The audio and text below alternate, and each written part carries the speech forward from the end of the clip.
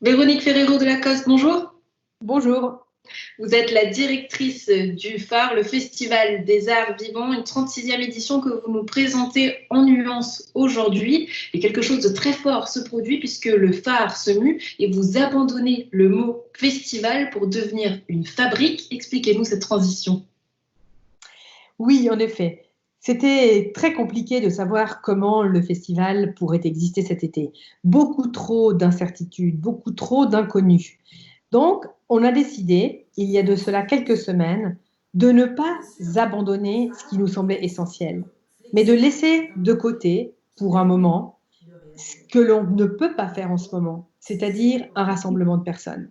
Le festival, c'est un rassemblement de personnes dans des salles de théâtre où nous sommes confinés. Toutes ces choses-là, aujourd'hui, on ne peut pas les faire, ou on pourra les faire selon les informations qui vont arriver prochainement, mais avec toute une série de contraintes auxquelles nous n'avions pas forcément envie de nous plier, ni nous, ni les artistes avec lesquels nous travaillons. En tant que directrice du phare, vous vous êtes battue pour un festival. Aujourd'hui, abandonner ce mot-là, qu'est-ce que ça évoque pour vous? Qu'est-ce que ça représente peut-être pour vous? Alors, comme j'ai déjà dit, il y a une sorte de deuil, de chagrin. Maintenant, j'aimerais être bien claire, quand on abandonne ce terme là, maintenant, dans cette période que l'on vit, et pour une durée qui va pour nous aller jusqu'au printemps-été prochain. On espère de tout cœur que l'année prochaine, les choses reprennent leur cours, hein, même si sûrement que les choses ne seront plus jamais comme avant, mais en tout cas, ça va aussi nous donner le temps, sur une année, d'imaginer comment un festival peut exister. Vous êtes en contact avec les artistes, ces artistes qui aujourd'hui sont dans une situation particulière, difficile. Comment vous mettez au service le festival pour ces artistes, pour qu'ils puissent justement créer? Quel est le besoin, qu'est-ce qu'ils demandent et qu'est-ce qu'ils vont pouvoir en faire justement? Comment vous travaillez? Cette question est fondamentale, elle est très juste, merci de la poser parce que, en effet, le phare ne fonctionne pas seul. On est totalement dépendant ou interdépendant des artistes. Et pour nous, c'est si important d'être dans un dialogue constant avec eux pour comprendre quelles sont les questions qu'ils se posent aujourd'hui, quels sont les besoins qu'ils ont, eux, tout comme la société. Et c'est dans ce dialogue que petit à petit, ensemble, sur ces dernières semaines et sur celles qui vont venir, eh bien, nous allons fabriquer ensemble des formats, des temporalités, des moments qui seront partageables avec un public.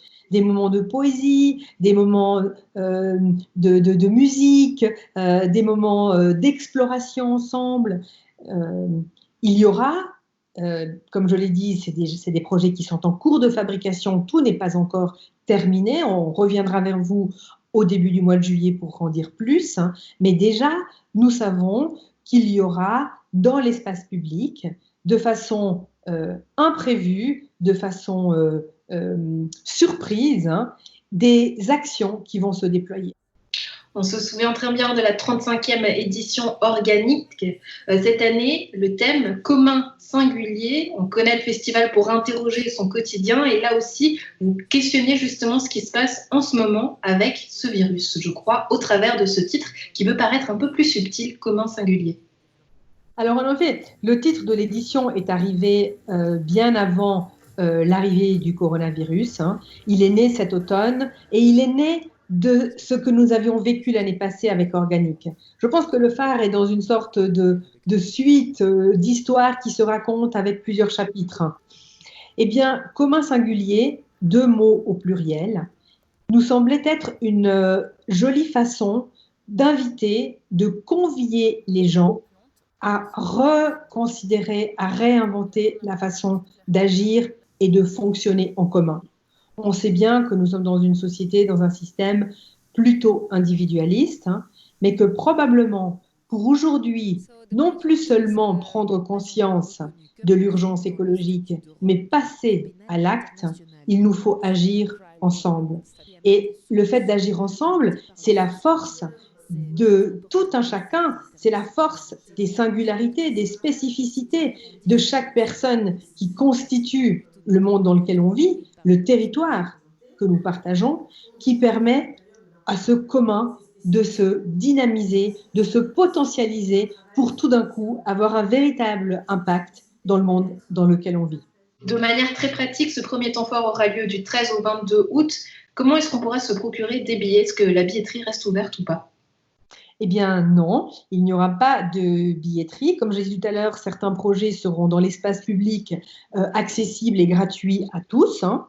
D'autres choses qui plutôt auront lieu, elles, sur rendez-vous, sur inscription, pour 1, 2, 3, 5 personnes, selon ce que l'on pourra faire ou pas cet été, eh bien, c'est pour ces gens-là, et on a mis en place un système de chapeau virtuel qui va permettre à tout un chacun de décider ce qu'il veut mettre, ce qu'il veut, combien il veut payer pour ce projet artistique auquel il sera convié. Véronique Ferrero de Lacoste, directrice du phare, merci beaucoup de nous avoir accordé ces quelques instants.